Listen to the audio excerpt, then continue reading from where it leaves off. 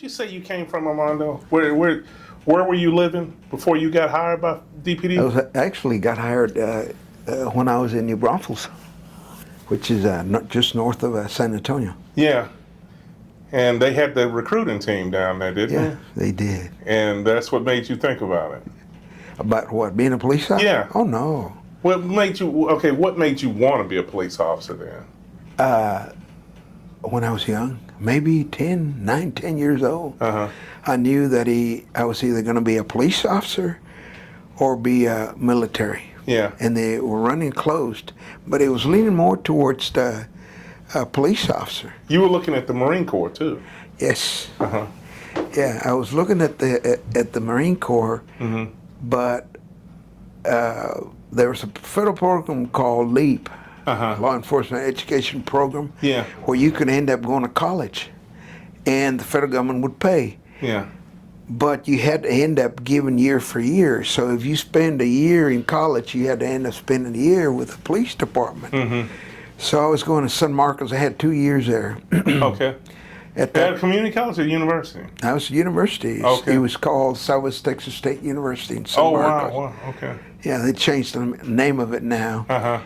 But what was funny about that is the fact that I had 2 years there. I had just gotten married. I was working a full-time job, and I failed out of college. So guess what? 20 years old, trying to apply with the police department, and the majority. You have kids then? No. Okay. No. I was married but didn't have any kids. But it was hard to get into a police department. Number one, being 20 years old. Yeah. And I applied in Seguin, San Marcos, San Antonio, Austin. But majority of them wouldn't take me because I was just 20 years old. You had to be 21 even then? Yeah, well, there were some that would take you at 20 with certain restrictions. Okay. And one of them was San Antonio, but in San Antonio, you had to be 5'7" before you would get hired.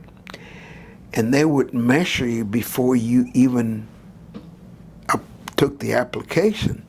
So they measured me and I was 5'7". The next thing was the physical agility test. Okay. Now coming from a background where, I ran around barefooted the majority of the time. Yeah. I knew I could run fast. Yeah. So I told myself, I'll take my shoes off and run, and I'll run faster. And I did, but the only problem is, the sergeant noticed me and he said, "Hey, you're not 5'7". I said, "Yes, sir, I am." He said, "No, you're not. Go see the doctor." And they measured me. When they measured me, they told me I was 5'6 3/4. Is that because you had your shoes on? Off, yes. And they wouldn't let you put them back on to just get measured? No, they measured you without shoes to begin with. Wow, okay. So, but, that running took about 1/4 inch off my heels. So he said, "No, you gotta go." When San Antonio rejected me, I told myself, there ain't no option except going to the military. Now, I would have been okay, but in my mind, I want to be an officer. I want to go to OCS school. I need that degree. Exactly, yeah. And I said, I'm going to end up going. I'm going to be a grunt. A grunt, yes. So I said, I'm not too crazy about that, but I ain't got no alternative. But then I remember the San Antonio sergeant telling me, Dallas is hiring. And I told myself, being Hispanic, never been to the big city, had no idea about anything about police work. Yeah. Had no idea about guns or, there ain't no way Dallas would hire me. So I took the test and they said, well, you got to come to Dallas to the oral board and stuff like that. They were giving the test out there where you were at? Yes. Okay. But in the process, they said, we'll do background, whatever, and then you got to come to Dallas. So I qualified with that, came to Dallas, and the next step was the oral board. And it's funny in the oral board because it was a little bit different. We're talking about back in 1972. Yeah, so I got to hear this. So what was oral board Okay, like? Oral board consisted of about maybe 10 to 15 officers. Now, I got no idea the rank, whatever, but there was about like I said, 10 to 15 officers, a semicircle, Uh-huh. and they're asking me all kinds of questions. Was it a long table or it was a circle? No, it's a pretty good sized And you round sitting in table. the center, or and were in you? center. Yeah. Uh-huh. Uh-huh. And then they started asking me questions. So some of the questions I didn't know, like, what's the population of the United States? What's the distance between here and the moon? Who is Aristotle? And Yeah. all this fancy. I didn't know. But then they would end up asking me questions. How long have you been married? And I said, I've been married for, a couple of years. How many times have you screwed around your wife? I said, Wow. no. They said, okay. They said, hey, have you ever dated a black girl? I said, no. They said, one guy jumped up and said, I knew he was prejudiced, and started screaming. I said, I'm serious. Somebody else asked me something else, and they said, how about a white girl? How come you? I said, I hadn't dated. They said, I knew you were prejudiced. Oh, man. They were getting me upset. And then I told myself, I realized they're trying to get me upset. Trying to get that stress up. That's right. Yeah. And finally, I calmed down, realized what they were doing. Uh-huh. And after that, I didn't have any problem with the interview board. Oh, wow. But it was different back then. Mm-hmm, mm-hmm. So- Did they let you know after the interview board that you were hired, or did they Yes. make you wait? No, they told me. Mm-hmm. Well, I think at that time you did everything. I think there were some other tests you had to do before you end up getting notified. Exactly, yeah. Yeah, I had to go back, if I remember correctly, one last time. And that was when they said, okay, you got hired. Here's your batch number. Mm-hmm. So, And then you go through the academy. yeah, I went through the academy. So you had to move to come to Dallas. Yeah. What was that like? What'd your parents think when you? Well, see, being married, I mean, Oh, that's right. You were married. So Yeah. you're doing your own thing. that's right. But Yeah. here's something else. My dad, he's got scars all over his head. Mm-hmm. And, by the time I'd grown up, he had already gotten away from the fact that he was a fighter, a drunk, and stuff like that. Yeah. But my mother had told me that he liked to drink and got in fights. His license been taken away, so it's one thing back in my mind, how is my dad going to end up responding to this? His boy wanted to be police. Yeah. But then, when I got hired and all that, and I went on and said, Dad, I've applied with Dallas and I might get hired. And he looked at me and said, son, you have my blessing. Oh, wow. I said, that's good. Uh-huh. That made you feel good. Yeah. Of course, Which- Mom said, she didn't know that much about police work, but she said, I don't want you to move, Yeah. But, yeah, that was something. Wow. Yeah. So you come to the academy. Did you guys start out with a big class, or what was that like? I think we had about maybe 38 or 40. We ended up losing about 5 Okay. in that academy class. There were 5 Hispanics in that class. 3 from let's see. There were 3 from San Antonio, Okay. 1 from New Braunfels, Okay. and 1 from San Marcos. Which is you. Me. Yeah. No, New Braunfels, San New Marcos. Braunfels, that's right, yeah. Yeah. And did all of them graduate? with All you? of them graduated, yeah. But,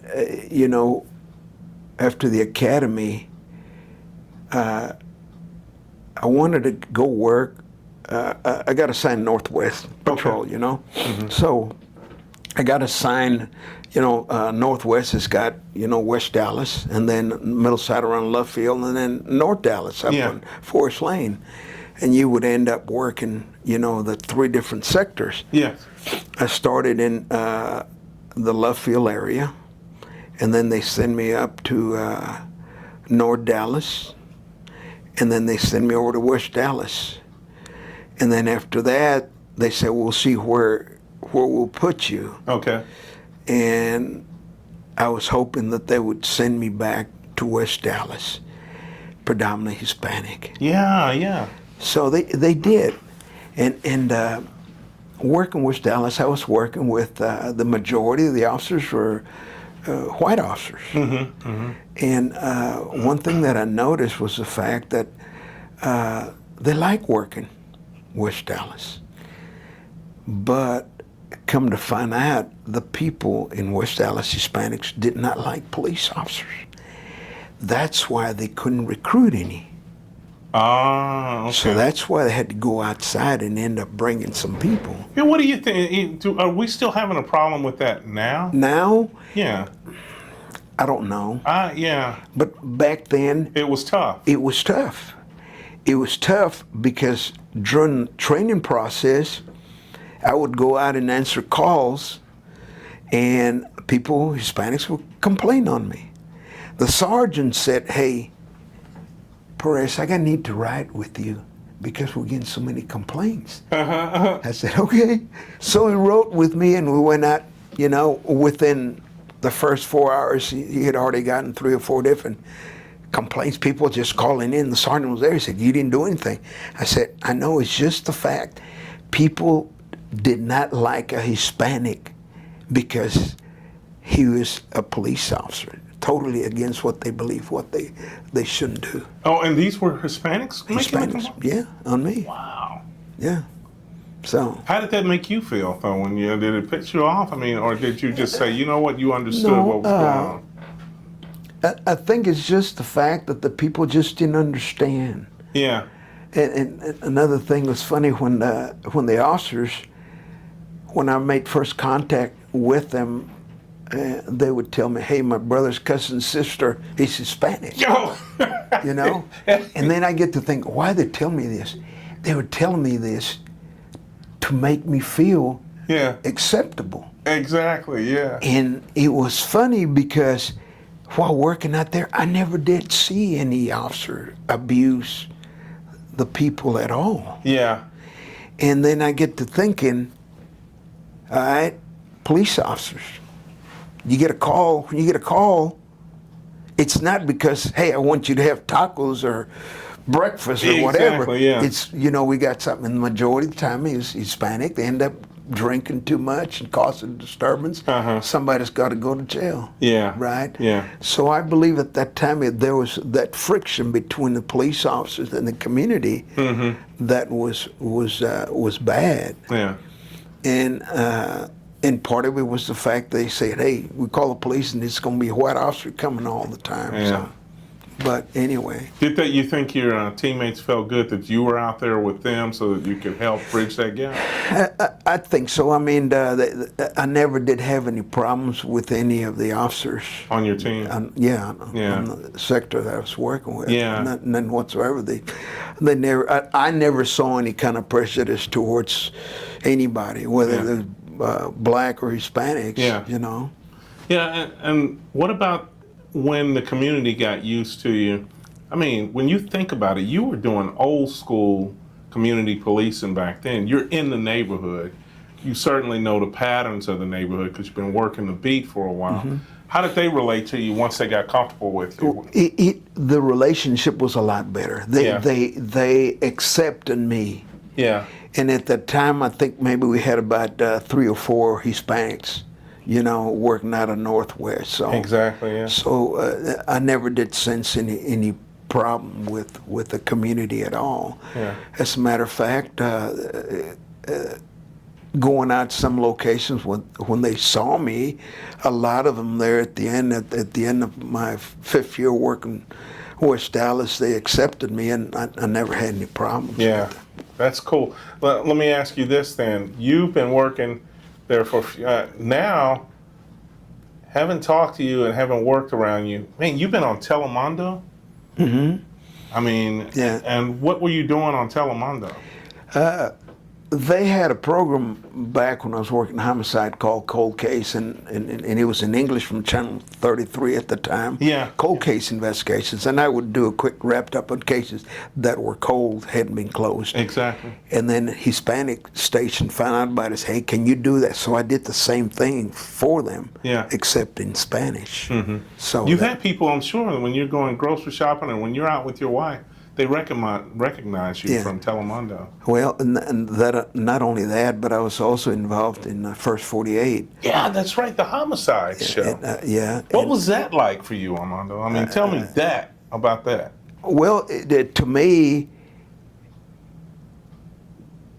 I don't know what it was, but it takes a different individual that end up accepting the fact that, hey, I'm doing my job. You know, if you're looking, that's fine. Yeah.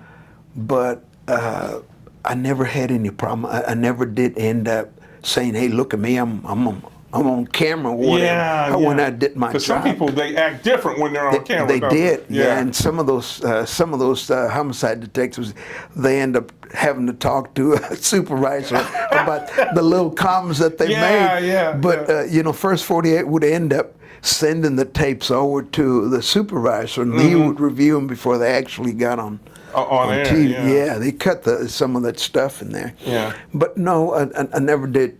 To me, it was doing a job. Yeah. But he was a little bit different because people don't realize it does not happen like this. I mean, the cameras were there maybe 2 or 3 days sometimes. Exactly, yeah. You know, watching you when you pick up the phone and stuff like that. And then you're answering and they ask you, is this a call? I said, yeah, somebody got killed.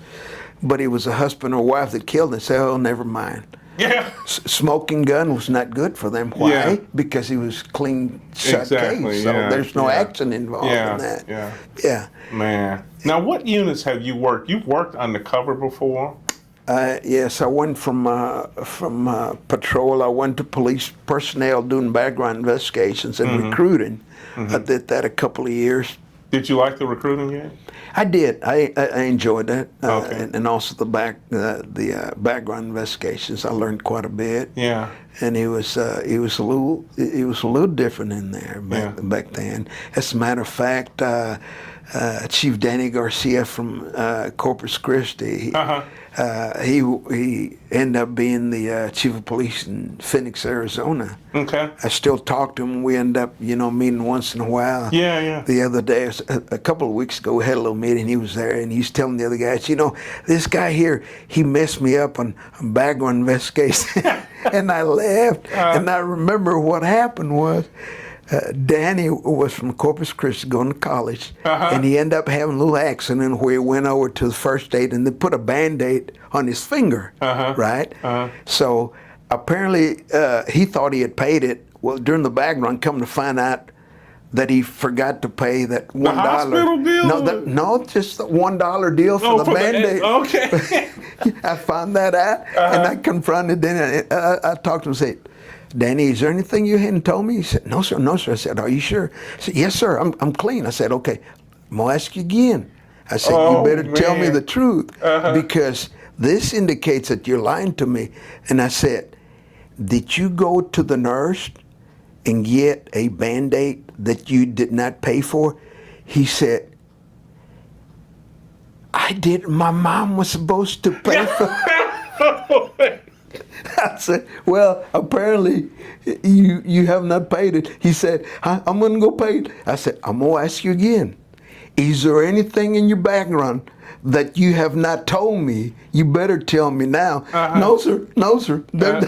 Of course, then you end up getting accepted after that. Oh, wow. But we still end up kidding about that. Oh, man. So. Let's talk about, what do you think are, because you're a coordinator now, you teach at some academies.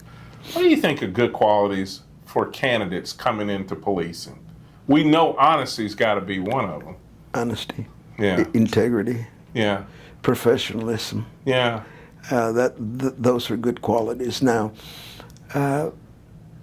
from this point, as far as coordinator, Yes. I can sit down and talk to someone, and I can probably assess whether they will be able to be a good candidate as far as police officer. The reason behind that is the majority of the individuals that want to be police officers, they have what I call a calling.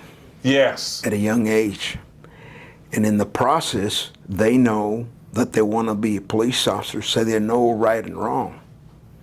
Now, once in a while, there'll be one or two that end up doing something that they're not supposed to. Yeah. But they realize that what they did is going to determine whether they get hired or not. If it's serious enough, they won't get hired. And I feel sorry for those individuals, but hey, there's a process that we have got to go through. We have got to have good, honest individuals for that. Absolutely. When you think about an individual that had a positive impact on you and your career with Dallas PD, I'm sure there have been several. What person comes to mind, though, if you were to think of somebody off the bat? Yeah. Who would you think in Dallas PD had a significant impact, really helped you? You want me to tell you who it was? Who? My trainer. Okay. Why? Yeah. All right. Being Hispanic, not having any knowledge about police work, went through the academy. Yes. But there's a lot of difference between the academy and real life situations. Yeah, yeah. And that trainer ended up teaching me some stuff, some knowledge. He was real smart. He was patient with me to the extent that if I had another trainer, more than likely I would have said, hey, forget it, I don't want it. But he had that patience which kept me going, because it's hard. It is when you're in the training period. Yeah, training period. Yeah, it's hard. Yeah. But I believe that trainer, all three of them, but one in particular, was able to keep me with my feet on the ground, with the fact that, hey, this is what we need from you. And I did. Yeah, and it's Kenneth Coop, as a matter of fact. I talked to Kenneth. I hadn't talked to him in a long time, and then I get to thinking at my age, I have not gone back and actually really thank him for what he did. So I did get contact, and I talked to him. We're supposed to have a meeting, so I can go back and say, hey, I appreciate what you've done. Yeah, he took care of you. He helped you. Yeah, he did. Yeah. Wow. Do you think they need that now with recruits that are coming out of the academy? I think they do. I think they do it. I had another trainer, Rocky Colvin, also from Northwest, and he was a tough trainer. Now, if I had Rocky before I had Ken, I probably wouldn't have made it. Because Rocky was the opposite. He was strict. I mean, strict. And I tell this to some of the cadets in here, a deal like answering an accident report. Back then, we had to get all the information and write the report. Handwritten. Yeah. Okay. So I went out there and got all the information, wrote my report, gave it to Rocky. He got a hold of it. He ended up looking at it. He said, wrong, rookie. Do it again. I got another one. Didn't tell you what you'd done wrong? No, didn't tell me. Got another one, gave it to him. This is after about maybe 30, 45 minutes. Checked that thing out. I said, man, I got to make sure it's right. He looked at it. He said, oh, man. Wrong. Do it again. Finally, the last report I got to it, I gave it to him, and I went by checking everything on there. Said, there ain't nothing wrong in this thing. Gave it to him. He said, rookie, I'm going to tell you right now, it's wrong. I said, Rocky, there ain't nothing wrong. He said, you forgot the comma after the date. Oh! Through it. What did that teach me? Repetition. Yes. Repetition to the extent how important it is to do your work. After that, I learned the fact of what was needed on the accident report. Yeah. And I always made sure put that comma in there. Yeah, And training like this is things that you end up remembering. Exactly. And it brought me up here where the fact that as a coordinator, repetition. Repetition, which is important. Wow. And the instructors that are teaching here, it's one thing that I tell them, hey, make sure you let them, especially in traffic stops. And the law, you have to know rules, regulations, penal code, traffic, all that stuff. Yeah. But the most important thing is when you end up making contact with the public in the car. Yeah. Or answering the call. What are you supposed to do? Yeah. So as far as I'm concerned, it's very important. If you do the repetition, let them know what they need to do until they end up learning from that. If you were to think about your legacy, you've already retired, you had a wonderful life. You even went to another country to help them with their investigations. Yes, I was, after I retired, I had the opportunity to go work for the State Department in Honduras. Yeah. Because I spoke Spanish, and this was helping homicide detectives there in Honduras. Yeah. And that was interesting. And I wish there was a way that the knowledge that I had there could be brought back and taught to the police officers here. Yes. To make the officers realize how good we have it. Where over there, this second, third world countries that don't have what we have. Yeah, the technology, everything. Nothing. Yeah. So it was very interesting. Plus the fact that, the stuff that I did, which was mainly not only teaching the homicide detectives how to end up doing it, but also the corruption that was involved there in Honduras. Mm-hmm. The cartel where cocaine was coming in, mm-hmm. And stuff like that. So it was very, very interesting for me. Yeah. I learned quite a bit. Well, you've left a legacy. I mean, you're teaching now, and if you had to think about what you would want people to remember you for, what would it be? Probably how good of a guy I was. Yeah. Okay. You were hard but fair. Yeah, and there's a purpose, because you cannot end up turning your head, not knowing what's right in front of you, because you're going to end up hitting your head up against the wall. And by the same thing, the rookies that have gone through here, mm-hmm. I get some of them contact me and tell me this and that. This is what happened. If I have done or taught them at least one thing to keep them alive, yes, I've accomplished my goal. If I have, during my teaching, saved an officer's life, I've accomplished my goal. That's good. That's good. Well, it's just like I told you, this was going to be a conversation. I got to thank you for adding to the conversation. Okay. All right.